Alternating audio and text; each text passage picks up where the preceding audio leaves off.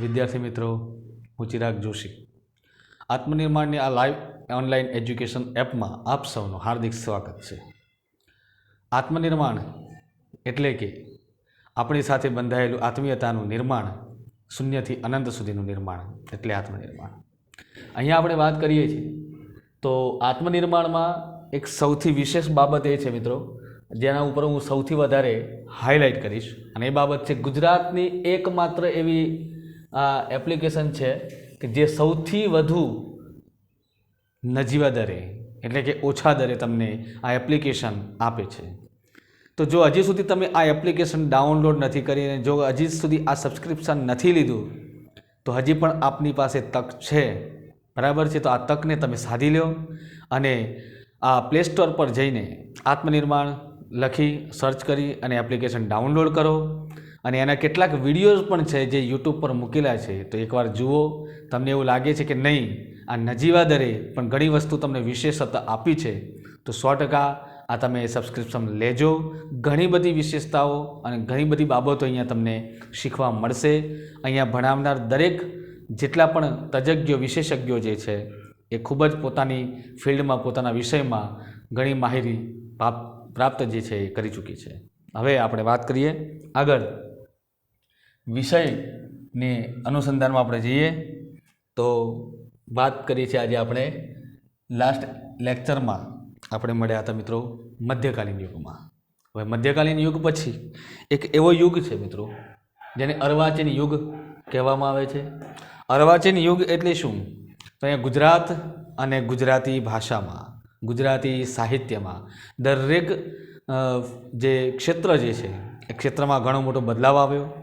જે લોકો અભણ, અંધશ્રદ્ધા આ બધામાં માનતા હતા એ બધી માન્યતા હવે દૂર થવા લાગી, સતી પ્રથા દૂર થવા લાગી, દીકરી બચાવો અભિયાન અહીંથી શરૂઆત થઈ ગઈ છે। સ્ત્રીને એક લગ્ન નહીં પરંતુ બીજા પણ લગ્ન કરી શકે છે વિધવા થયા પછી, આ બધી માન્યતાઓ અહીંથી ચાલુ થાય છે। એટલા માટે અહીંયા ઘણા બધા સુધારા આવ્યા હોવાથી આ યુગનું નામ મિત્રો સુધારક યુગ પણ આપવામાં આવ્યું છે। બીજું એક નામ છે અહીંયા નર્મદ યુગ। આ યુગના પ્રથમ સાહિત્યકાર નર્મદ નથી, છતાંય આ યુગને નર્મદ આપવામાં આવ્યું। એનું કારણ છે કે નર્મદ એટલે કે નર્મ એટલે કે પોતાનું નર્મ જે સ્વભાવ જે છે એ એનું પ્રાપ્ત આપનાર, પ્રદાન કરનાર। ઓકે, અહીંયા નર્મદ પ્રથમ કવિ દલપતરામ છે મિત્રો, પરંતુ દલપતરામની જે રચનાઓ જે છે, કેમ કે દલપતરામ ઘણી જગ્યાએ પોતે કહેવાય છે કે એક વ્યાવસાયિક રૂપે પોતે નોકરી પણ સ્વીકારેલી છે, નોકરી કરેલી છે, તો મતલબ કે સંપૂર્ણ જીવન જે છે એ સાહિત્યમય નથી એમનું, એટલા માટે ક્યાંક એમની અછત રહી ગઈ હશે સાહિત્યમાં। પરંતુ નર્મદે તો સંપૂર્ણ જે પોતાનું જીવન જે છે એ સમર્પિત પોતાના સાહિત્ય માટે જ કરીશું। તો વાત કરીએ તો પ્રથમ સાહિત્યકાર આપણા દલપતરામ ડાયાભાઈ ત્રવાડી, આ ખૂબ પૂરું નામ છે એમનું મિત્રો। દલપતરામ ડાયાભાઈ ત્રવાડીનો જન્મ થયો 21 જાન્યુઆરી 1820, અવસાન થયું મિત્રો 25/3/1898। વાત કરીએ એમના જન્મની તો જન્મ વતન જે છે એમનું સુરેન્દ્રનગર છે, અને સુરેન્દ્રનગર જિલ્લામાં આવેલું એક નામનું ગામ વઢવાણ, કે જેના વઢવાણી મરચાં પણ પ્રખ્યાત છે, આ વઢવાણમાં એમનો જન્મ થયો। તેમની માતાનું નામ છે મિત્રો અમૃતબા અને પત્નીનું નામ છે મિત્રો રેવાબેન। આ વ્યક્તિના પુત્રનું નામ પણ કવિ નાનાલાલ છે, જે સારા એવા સાહિત્યકાર, ડોલન શૈલીમાં પોતાની એક રજૂઆત પ્રસ્તુત કરનાર, ધાર્મિક ગુરુ, ધર્મની બાબતમાં જો કોઈ ગુરુ હોય દલપતરામના તો એમનું નામ છે મિત્રો ભૂમાનંદ સ્વામી। ઓકે, હવે એમના સાહિત્ય ગુરુની વાત કરીએ। તેમણે સાહિત્યની જે શિક્ષા છે કોની પાસેથી પ્રાપ્ત કરી તો એ છે મિત્રો દેવાનંદ સ્વામી, જેમની પાસે તેમણે સાહિત્યની શિક્ષા મેળવી છે। પ્રાથમિક કેળવણી જે હતી એટલે કે પ્રાથમિક જે શિક્ષણ હતું દલપતરામે ક્યાં મેળવ્યું તો એ ત્યાંની ગામઠી શાળામાં, વઢવાણમાં એક ગામઠી નામની શાળા છે, ત્યાં તેમણે જ્ઞાન પ્રાપ્ત કર્યું। પિતા પાસે કુળ પરંપરા પ્રમાણે વેદ શીખવાનો પ્રારંભ કર્યો, પરંતુ પિતાના ક્રોધી સ્વભાવને લીધે તેઓ શીખી શક્યા નહીં। સ્વાભાવિક છે કે તમને તમારા પિતા જોર જબરદસ્તીથી તમને કંઈક શીખવાનો પ્રયાસ કરે તો ન શીખો, તો આ રીતે એ પણ શીખી શક્યા નહીં, ને અંતે પછી તેઓ સાહિત્ય તરફને બધી વળ્યા। હવે વાત કરીએ આગળ એમની, થોડીક ચર્ચા પણ કરીએ એમની કે ભાઈ બાળપણથી પ્રાસતત્વવાળી, આ પરીક્ષામાં વધારે પૂછાય છે કે ભાઈ પ્રાસતત્વવાળી એટલે કે એક શબ્દાનુપ્રાસ કે વર્ણાનુપ્રાસ એવા શબ્દો મેળવતા હોય એવા હડુલા, હડુલાનો અર્થ થાય છે મિત્રો ઉખાણા એક પ્રકારના, બરાબર છે।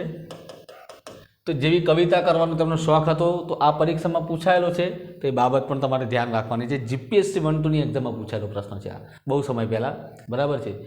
શામળની પદ્ય વાર્તાઓ સાંભળી એ પ્રકારની હીરાદંતી અને કમળલોચની જેવી વાર્તાઓ પદ્યમાં લખેલી છે, એટલે એમણે પણ પદ્ય વાર્તા લખી છે। પરંતુ 14 વર્ષની ઉંમરે ભૂમાનંદ સ્વામીથી પ્રભાવિત બની સ્વામિનારાયણ સંપ્રદાય તેમણે અંગીકાર કર્યો, એટલે એ વાર્તાઓ એમણે શું કરી, બાળી નાખી હતી।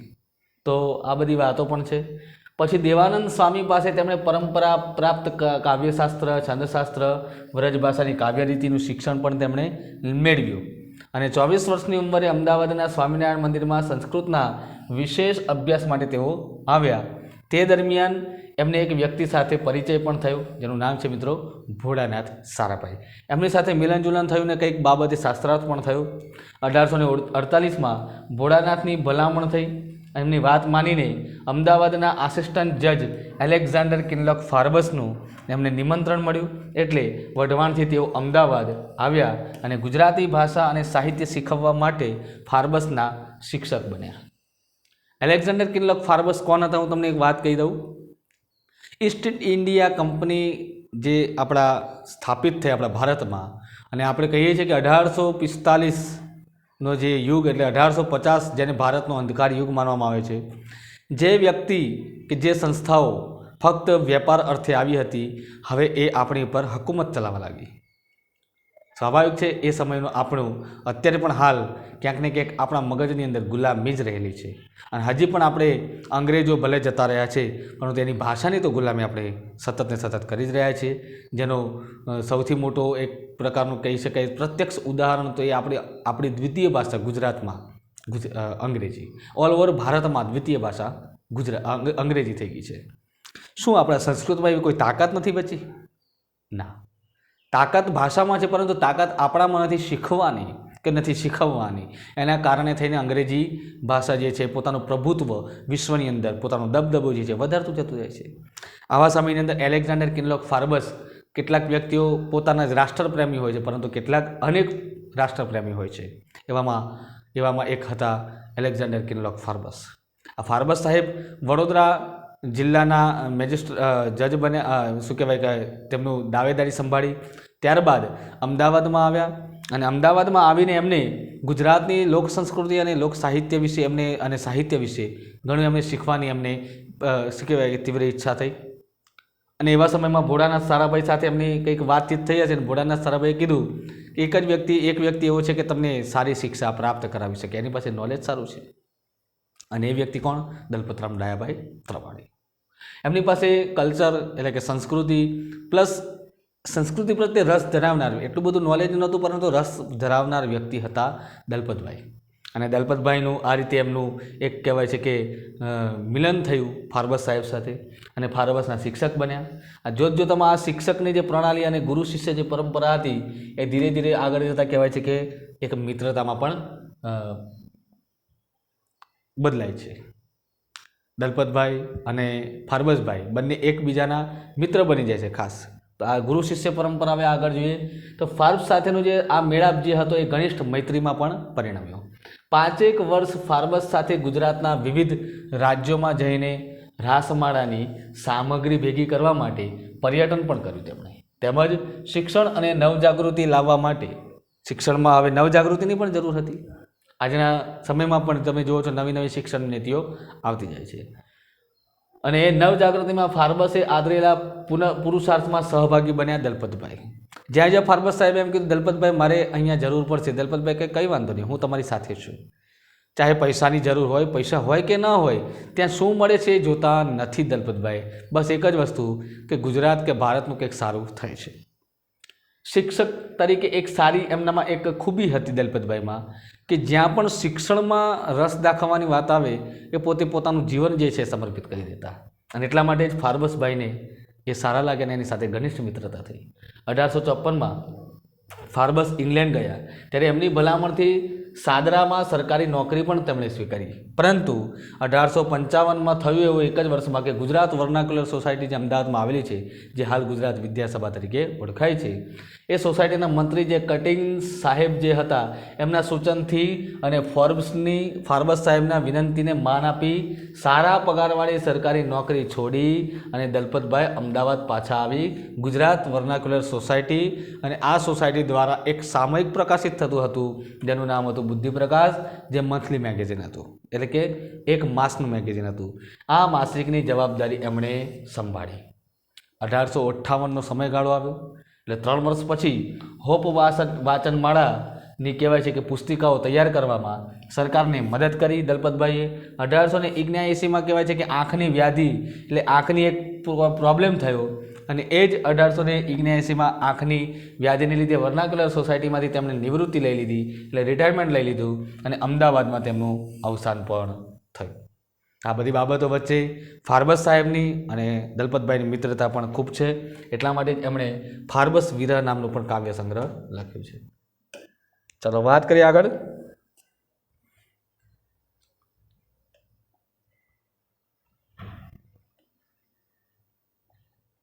ચાલો હવે દલપત કાવ્ય એમનું જે છે પોતાનું કાવ્ય, જેનો ભાગ 1, 2 1879, 1896 આ મેં સાલ લખી છે, તમારે સાલ યાદ કરવાની જરૂર નથી, બરાબર છે. એમાં સંગ્રહિત કાવ્યો પૈકીના ઘણા અગાઉ નાની પુસ્તિકાઓ રૂપે પણ એમણે પ્રકાશિત થયેલા, પરંતુ એ દરેકની પહેલી પ્રકાશન સાલ ચોક્કસપૂર્ણે સત્ય રીતે આમ અત્યારે આપણી પાસે ઉપલબ્ધ નથી. જેમ કે ગરબી પદ જેવી ટૂંકી રચનાઓથી માંડી મધ્યકાલીન આખ્યાન જેવી લાંબી રચનાઓની વચ્ચે અનેક નાની મોટી કૃતિઓ તો એમણે રચિત છે. જેમ કે વેનચરિત્રને બાદ કરતાં કવિની લાંબી રચનાઓને કોઈ નિશ્ચિત કાવ્ય પ્રકાર તરીકે ઓળખાવી શકાય એમ નથી, એટલે કે સારી એવી અલગ ઓળખ આપી નથી કે આને શું કહેવાય કે વિરહ કાવ્ય કહેવાય કે આને શૃંગાર કાવ્ય કહેવાય, એવી એક અલગ પણ ઓળખ આપી નથી સિવાય વેનચરિત્ર. નવા વિષયો અને નવા વિચારો, કેમ કે નવજાગૃતિ લાવી હતી શિક્ષકમાં, એટલે એને વ્યક્ત કરવાની એમને મધ્યકાલીન કાવ્ય પ્રકારો બહુ અનુકૂળ આવ્યા નથી. કેમ કે મધ્યકાલીનમાં શું હતું, ફક્ત ને ફક્ત એક જ રૂઢિમાં જતું હતું, એ છે ભક્તિ પરંપરા. નરસિંહથી માંડીને દયારામ સુધી બધાએ ભક્તિ ઉપર લખ્યું, પરંતુ એવો કોઈ સાહિત્ય રચાયું નથી કે લોકોનામાં જાગૃતિ આવે, એ વાંચીને કંઈક નવું જાણવા મળે. અત્યાર સુધી બધું ભજન જ ચાલતા હતા, પણ હવે યજન પણ ચાલુ થઈ ગયું છે. તો હવે અહીંયા દલપતરામે એ એક પ્રયાસ સારો પણ કર્યો, બરાબર. તો એ પણ જોઈએ કે કેવી રીતે પ્રયાસ કરે છે. કે વેનચરિત્ર, બાળ લગ્ન નિષેધ અને પુનર્વિવાહોત્તેજન વિષયમાં વિવિધ દેશીઓવાળા પદોમાં આખ્યાન પદ્ધતિએ વેન રાજાની કથા દ્વારા વિધવા સ્ત્રીઓની કરુણ સ્થિતિ, વિધવા વિવાહના પ્રશ્ને વેન રાજાએ સામાજિક સંઘર્ષનો જે કરવો પડેલો સામનો જે છે એ સઘળાનો વિગત પૂર્ણ વાસ્તવિક ચિત્ર જે છે આપી કાવ્યના અંતે વિધવા પુનર્લગ્નની એમણે હિમાયત કરી. તો તમને પ્રશ્ન એવો પૂછાય કે વિધવા પુનર્લગ્નની હિમાયત સૌપ્રથમ કયા કવિએ કરી, તો કવિ દલપતરામ ડાયાભાઈ ત્રવાડી આવશે. જાહેર વ્યાખ્યાનો રૂપે રચાયેલી એમની કેટલીક લાંબી કૃતિઓમાં પણ, જાહેર વ્યાખ્યાનો એટલે આજે હું ઊભો છું તમારી સમક્ષ, જાહેરમાં બધાને બેઠા હોય ને વ્યાખ્યાન આપતો હોય, એ જાહેર વ્યાખ્યાન રૂપે કહેવાય છે. કેટલીક લાંબી કૃતિઓમાં કથાનો આશ્રય લઈ કે દ્રષ્ટાંતો આપી વક્તવ્યને રસિક બનાવવાની એમની નેમ એટલે એક આદત પણ રહે છે. વ્યવહારુ બોધ દરેક કૃતિનું સામાન્ય લક્ષણ છે, જેમાં મુખ્યત્વે દુહા, ચોપાઈના બંધવાળી, હિન્દુસ્તાન ઉપર હુન્નર ખાનની ચડાઈ એમનું એક કહેવાય છે કે દેશભક્તિ કાવ્ય એમણે લખ્યું હતું, જેમાં યંત્રો ઉદ્યોગના આગમનને, કે એ વખતે હવે ધીરે ધીરે યંત્ર ઉદ્યોગો ચાલુ થયા, એના આગમનને રાષ્ટ્ર વિકાસ અર્થે ઉપકારક માની, સારું માની અને બિરદાવતી વેનચરિત્રને મુકાબલે નાની પરંતુ સુગ્રથિત રૂપક કથાવાળી આકૃતિ છે. એટલા માટે ગુજરાતી ભાષાનું સૌપ્રથમ દેશભક્તિ કાવ્ય હુન્નર ખાનની ચડાઈ દેશ કહેવાય છે, બરાબર છે. તો એ પણ બાબત આપણે ખાસ યાદ રાખવી રહેશે. આગળ જઈએ આપણે તો જાદવા સ્થળીમાં કેફી દ્રવ્યોથી થતા નુકસાનની વાત, જાદવા સ્થળી નામના, જેમાં આપણે જઈએ છીએ કે અત્યારે ઘણી જગ્યાએ ડ્રગ્સ, દારૂ, સ્મગલિંગ આ બધું જે થતું હોય છે, એ સમયમાં પણ જે કેફી દ્રવ્યોથી થતા નુકસાનની વાત હતી એ પણ કરી. ભાગવતના 11મા અધ્યાયમાં આવતા પ્રસંગનો આધાર લઈ થઈ છે ખરી, પરંતુ પ્રસંગ કથન નબળું છે.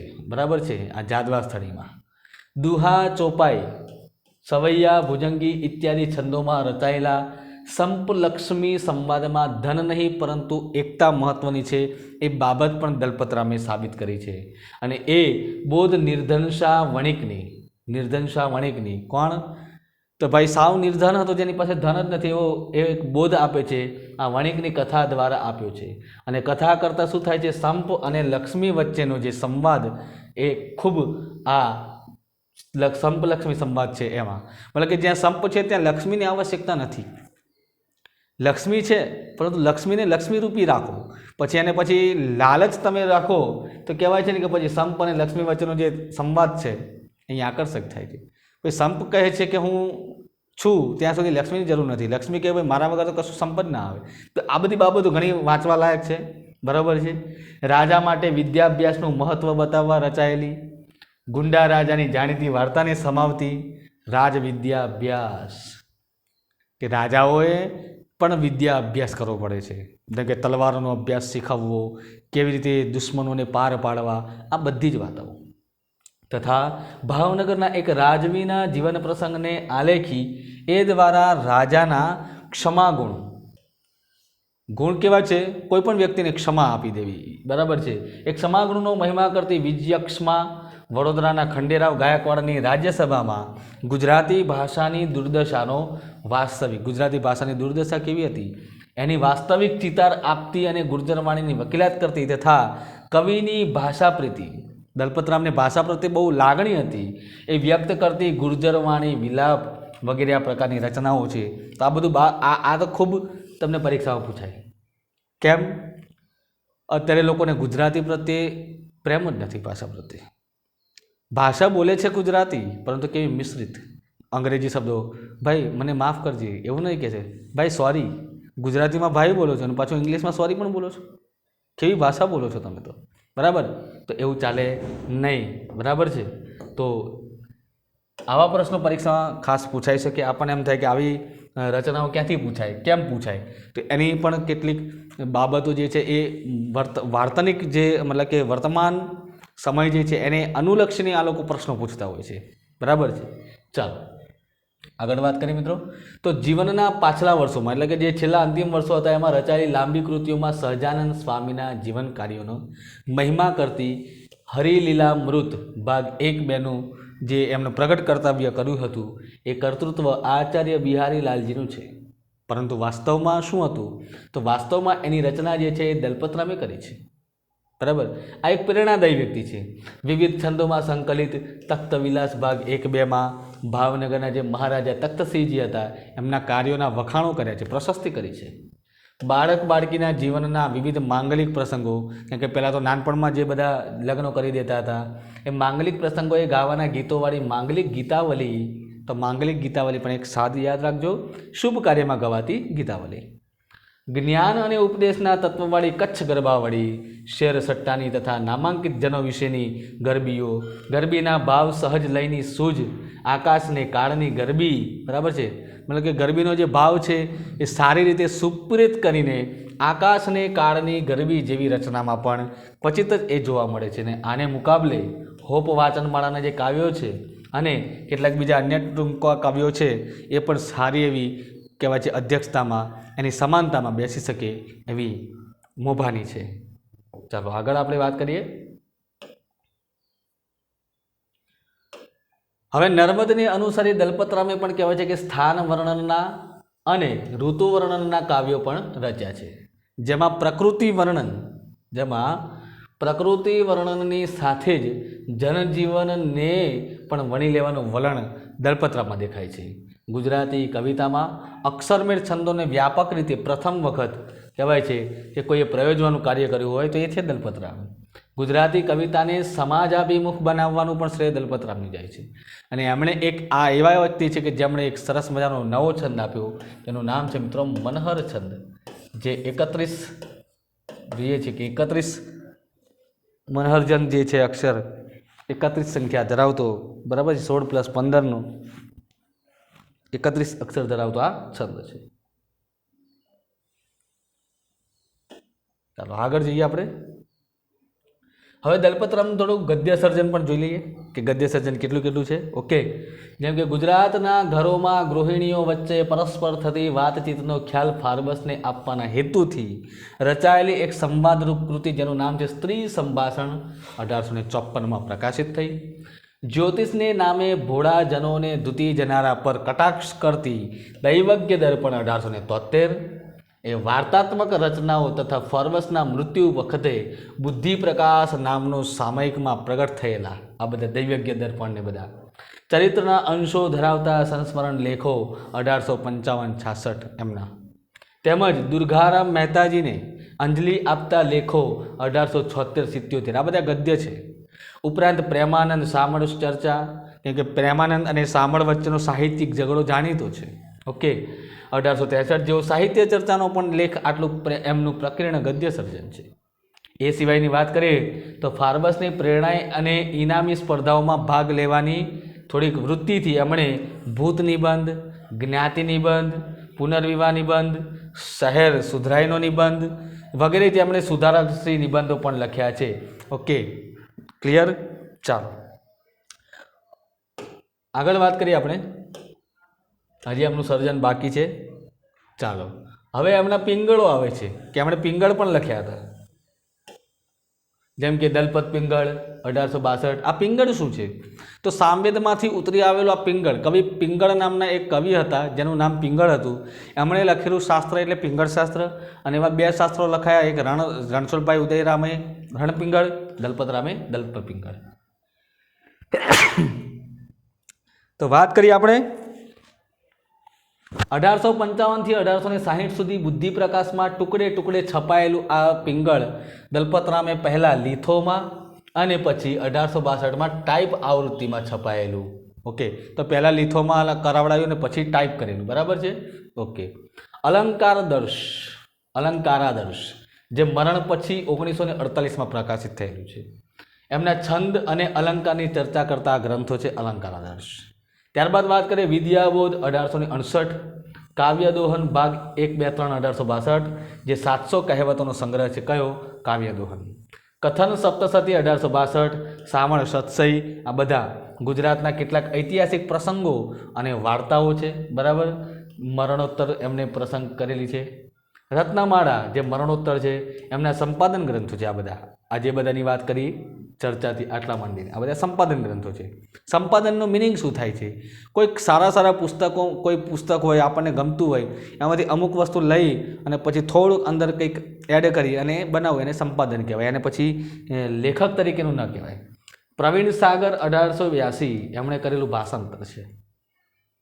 શ્રવણાખ્યાન 1868, જ્ઞાન ચતુરી વગેરે તેમની વ્રજ ભાષાની રચનાઓ છે. એમણે ગોડ સેવ ધ કિંગનો પણ અનુવાદ 1864માં આપ્યો છે. તે પણ બાબત તમારે ખાસ ધ્યાન રાખવાની. ઓકે, ચાલો હવે તેમણે રચેલી જે ગુજરાતી સાહિત્યમાં પ્રથમ બાબતો છે એ આપણે જોઈએ કે કઈ વસ્તુ એમણે પ્રથમ આપી ગુજરાતી સાહિત્યમાં. તો પ્રથમ કરુણ પ્રશસ્તિ એટલે કે કરુણ કાવ્ય કયું છે? તો ભાઈ ફાર્બસ સાહેબ જ્યારે ઇંગ્લેન્ડ જતા રહ્યા પછી ક્યારે પાછા આવ્યા નહીં, એમણે મૃત થઈ ગયું. એ વિરહમાં એમણે ફાર્બસ વિરહ લખ્યું છે. એમની કૃતિઓમાં બહુધા આત્મલક્ષી તત્વ ઓછું છે, પણ આ કૃતિ ફાર્બસના મૃત્યુના આઘાતથી કવિચિત્તમાં જન્મેલી ઊંડા શોકની લાગણીને વ્યક્ત કરે છે, જે આત્મલક્ષી કવિતા છે. ત્યારબાદ બીજું આગળ વાત કરીએ તો અર્વાચીન ગુજરાતીની પ્રથમ કવિતા લખનાર પણ એ પોતે કવિ છે. એનું નામ છે મિત્રો બાપાની પિંપર, 1845માં રજૂ થઈ હતી. આમાં તમારે સાલ યાદ રાખવી રહેશે. ઓકે, પ્રથમ અનુવાદિત નાટક લક્ષ્મી નાટક 1851 તમારે અમારે યાદ રાખવાનું છે. આ લક્ષ્મી નાટક એક ખરેખર અનુવાદિત નાટક છે. મેં લખ્યું છે, જુઓ, અનુવાદિત નાટક. ના આને પ્રથમ મૌલિક નાટક કહેવાય કે ન પ્રથમ નાટક કહેવાય? પ્રથમ અનુવાદિત નાટક. કેમ કે જે ગ્રીક નાટ્યકાર હતા જેનું નામ છે એરિસ્ટોફેનિસ, એમનું એક નાટક હતું મિત્રો પ્લુટસ, અને આ પ્લુટસ પરથી ગુજરાતીમાં રચાયું લક્ષ્મી નાટક, બરાબર છે. પ્રથમ હાસ્ય નાટક જેને પ્રહસન કહેવાય છે એ પ્રથમ હાસ્ય નાટક પણ એમણે આપ્યું જેનું નામ છે મિત્રો મિથ્યાભિમાન, 1870માં. આ 8 અંક અને 15 પ્રવેશના પ્રહસનમાં એટલે કે હાસ્ય નાટકમાં પાશ્ચાત્ય રંગભૂમિ એટલે કે વેસ્ટર્ન સ્ટાઇલ, સંસ્કૃત નાટક અને તળપદા ભવાઈના અંશોનું જીવંત મિશ્રણ છે, જેમાં રતનધડા, જીવરામ ભટ્ટ, પરણેતર જન્મનાને તેડવા સાસરે જાય છે. ઓકે, શું કહે છે? રતાંગડા જીવનરામ જે ભટ્ટ જે છે પરણેતર એટલે કે પરણ્યા પછી જમનાને તેડવા, પોતાની પત્નીને તેડવા સાસરે જાય છે. તે દરમિયાન જ્ઞાન, કુળ અને ધનના મિથ્યાભિમાનને કારણે કઈ રીતે તે કમોતને ભેટે છે એનું ક્રિયા સાતત્ય સાથે હાસ્યજન્ય પરિસ્થિતિઓને ઉમેરતું અને સંવાદોમાં નિરૂપણ થતું આ એક સરસ મજાનું કાવ્ય છે. ઓકે, સોરી નાટક છે, બરાબર. ઓકે, ચલો આગળ જઈએ આપણે. તો હવે બીજું વાત કરીએ તો સંસ્કૃત અને લોકનાટ્યની શૈલીના સમન્વયમાંથી આ રચાયેલું છે. પ્રથમ વાર્તા સંગ્રહ કહેવાય છે કે રંજનની સાથે બોધ આપતી તાર્કિક બોધ એમનું પહેલું વાર્તા સંગ્રહ છે. ઓકે, ચાલો આગળ.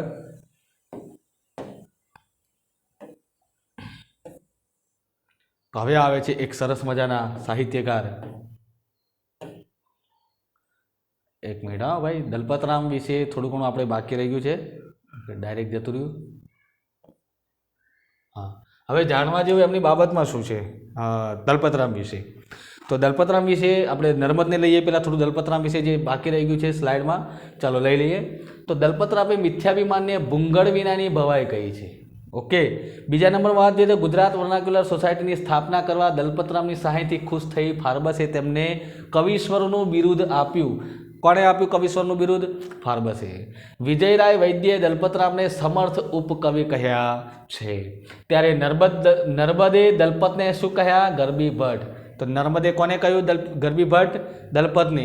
આ પ્રશ્ન પરીક્ષામાં પૂછાયો હતો, લોકોએ દયારામ જવાબ લખીને આવ્યા હતા, બરાબર. દયારામ ગરબીના પિતા છે, ના કે ગરબી ભટ્ટ, પરંતુ દલપતરામ ગરબી ભટ્ટ છે. 24/12/1895 તેમણે અમદાવાદના શેઠ હિમાભાઈ પાસેથી 3000 રૂપિયાનું દાન મેળવી અને અમદાવાદની અંદર હિમાભાઈ ઇન્સ્ટિટ્યૂટ નામની સંસ્થાની સ્થાપના કરી, બરાબર, જે હાલમાં નેટિવ લાઇબ્રેરી તરીકે ઓળખાય છે. ક્લિયર? 8/7/1849 કે 50માં અમદાવાદની હરકુંવર શેઠાણી પાસેથી મોટી દાન રાશિ મેળવી અને અમદાવાદમાં સૌ પ્રથમ કન્યા શાળાની શરૂઆત કરાવી. વર્ધમાન માનવ સેવા ટ્રસ્ટ દ્વારા કવિશ્વર દલપતરામના સન્માનમાં દલપતરામ નામનો એવોર્ડ પણ આપવામાં આવે છે. ઓકે, ચાલો, પરંતુ એ બહુ એક્ટિવ સંસ્થા નથી, ઓકે, કે જે દર વર્ષે આપતું હોય. હવે વાત કરીએ એમને, આપણે વાત કરીશું મિત્રો નર્મદા શંકર લાલ શંકર દવે. ઓકે, કવિ નર્મદ વિશે તો આપ સૌ જાણો જ છો મિત્રો કે નર્મદ એટલે કે નર્મ ગદ્યનો પિતા, નર્મ મર્મનો આદ્ય કવિ એટલે કે કવિ નર્મદ, જેનું પૂરું નામ છે મિત્રો નર્મદા શંકર લાલ શંકર દવે. જન્મ થયો હતો મિત્રો 24 ઓગસ્ટ 1833. મૃત્યુ થયું, એમનું અવસાન થયું 1886 26 ફેબ્રુઆરી. જન્મ ક્યાં થયો તો કયા શહેરમાં? તો સુરતમાં એમનો જન્મ થયો. તેમની માતાનું નામ છે મિત્રો નવદુર્ગા, પિતાનું નામ છે લાલ શંકર, જે મુંબઈમાં લહિયાનો વ્યવસાય તરીકે કામ કરતા હતા. તેમની પ્રથમ પત્નીનું નામ છે મિત્રો ગૌરી, અથવા તો એનું નામ ગુલાબ પણ કહી શકાય છે. 1844માં 11 વર્ષની વયે તેમનું પ્રથમ લગ્ન થયું હતું. 1853માં કહેવાય છે કે એ ગૌરી કે ગુલાબ જે કહે છે તેમનું અવસાન થયું. ત્યારબાદ એમણે બીજું લગ્ન કર્યું ડાહી ગૌરી સાથે.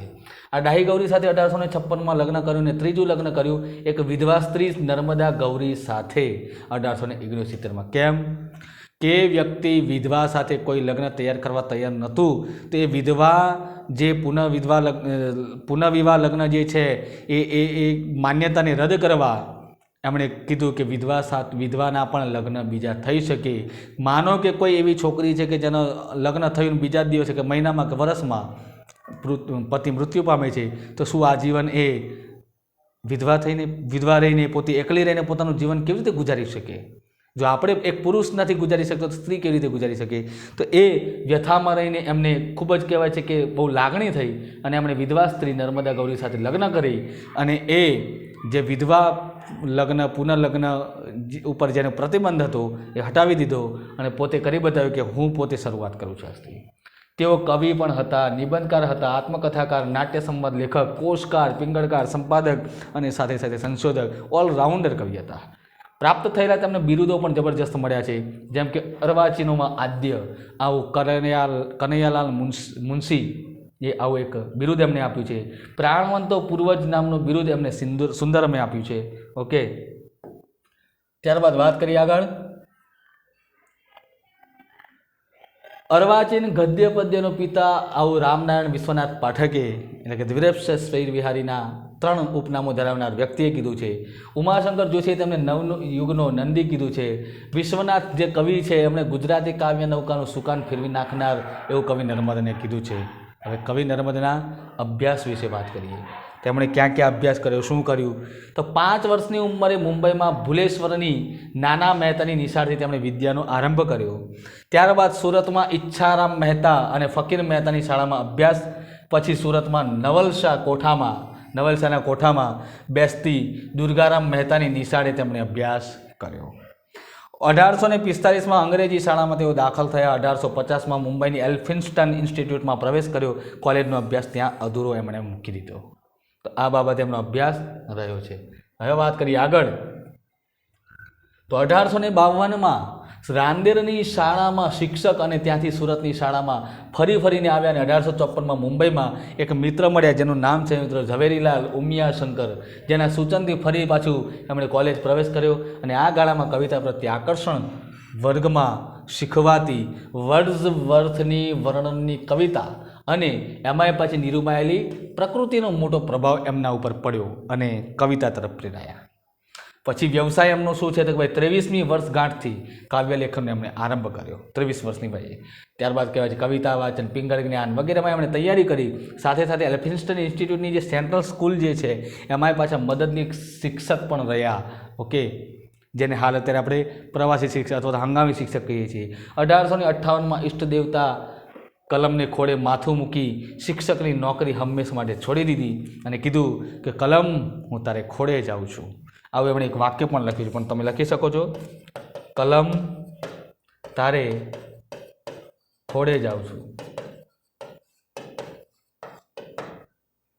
તો કલમ તારે ખોળે જાઉં છું આ વાક્યને નિરૂપિત કરી પોતે પોતાના જે વ્યક્તિત્વ જે છે, પોતાનું આખું જીવન જે છે એ સાહિત્યમાં સમર્પિત કર્યું.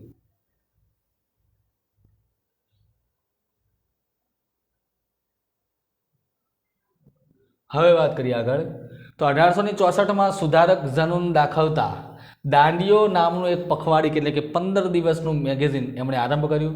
પરંતુ 1875 પછી સુધારા વિશેનો ભ્રમ ભાંગી ગયો એમનો અને ઉત્તર વયે એમનું વિચાર પરિવર્તન થયું અને આર્ય ધર્મ અને સંસ્કૃતિના પુનરુત્થાનને સ્વધર્મ ગણ્યો. 1882માં પાછું પ્રતિજ્ઞા ત્યજી ગોકુલદાસ તેજપાળના ધર્માદા ખાતામાં મંત્રીપદે નોકરીના હુકમને સ્વીકાર કર્યો. બરાબર છે. પાછું અર્વાચીન યુગનો રીતસરનો પ્રારંભ નર્મદથી થયો છે એવું ખરેખર કહી શકાય છે.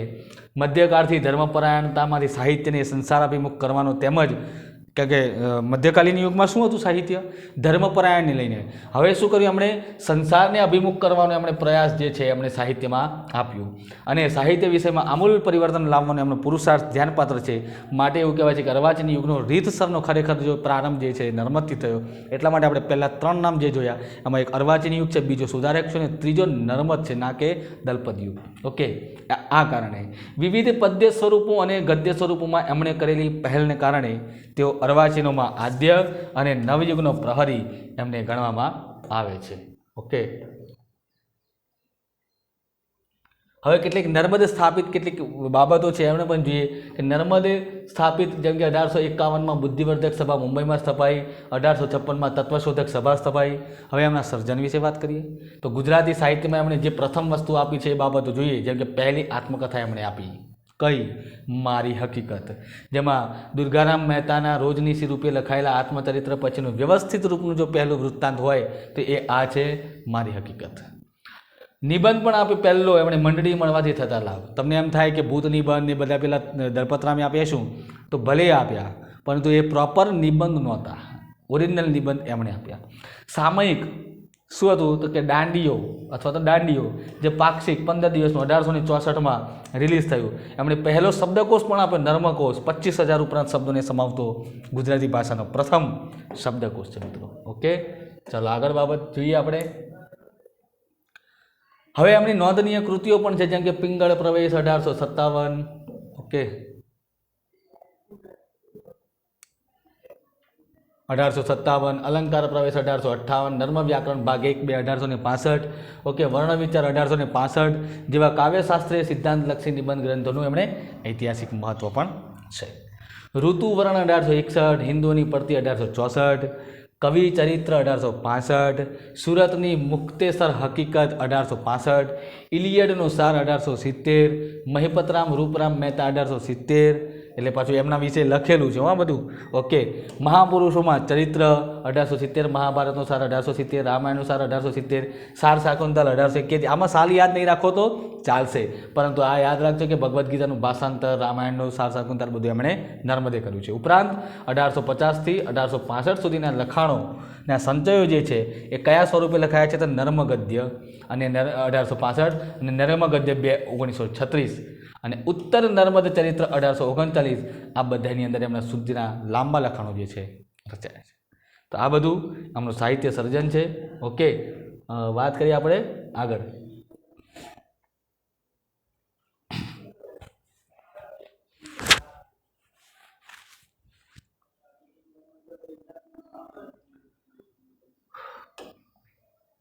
મનોહર સ્વામી કૃત મનહર પદ 1860, નર્મકોશ અંક 1 1861, નર્મકોશ અંક 2 1862, નર્મકોશના 4 અંક મતલબ કે 1865 પછી સુધી આવ્યા. પછી આવ્યો નર્મ કથાકોશ 1870, દયારામ કૃત કાવ્ય સંગ્રહ 1865. આ એમનું દયારામ કૃત એટલે એમનું પોતાનું જ છે, બરાબર.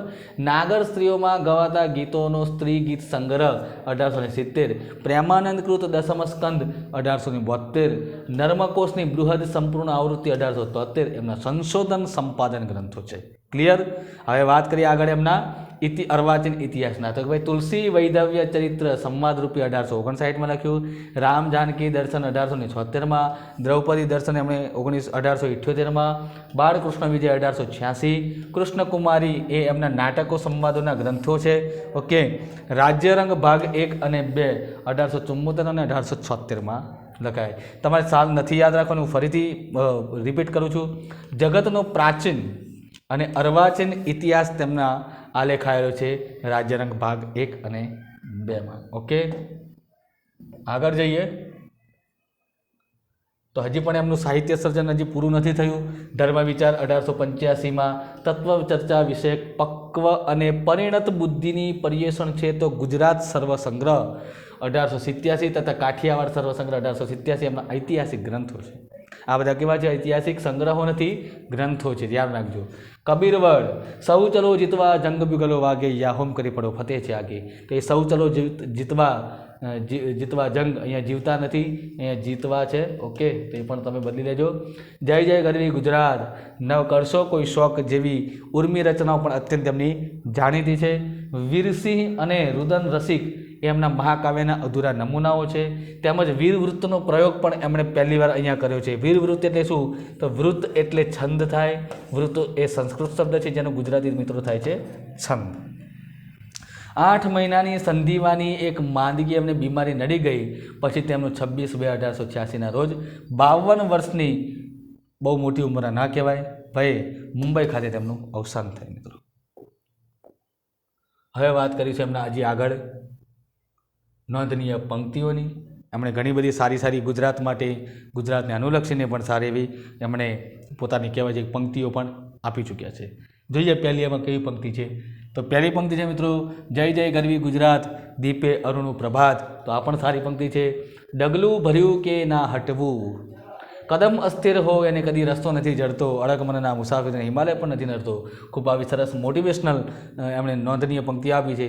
સૌ ચલો જીતવા જંગ બિગલો વાગે, યા હોમ કરી પડો ફતેહ છે આગે. યસ, શું કહે છે? હવે જીતવા જંગ બિગલો વાગી ગઈ છે, જીતવા માટે ચાલો, યા હોમ કરી, કાં તો પછી પોતે હોમાઈ જાઓ, કાં તો પછી ફતેહ કરીને આગળ આવો. તાપી દક્ષિણ તટ, સુરત મુજ ઘાયલ ભૂમિ. બરાબર, આટલી સરસ મજાની પંક્તિ. અમાસ નિશ ઘનઘોરમાં, ચોરી ઘાડનો ભોય, જગતનું નૂર સંપ છે, કુસંપ રાજ્ય આ ગયા. તો આ બધી પંક્તિઓ એમની નોંધનીય છે, ઓકે. ત્યારબાદ આવે છે મિત્રા નંદ શંકર તુળજાશંકર મહેતા વિશેની આપણે ચર્ચા કરીશું.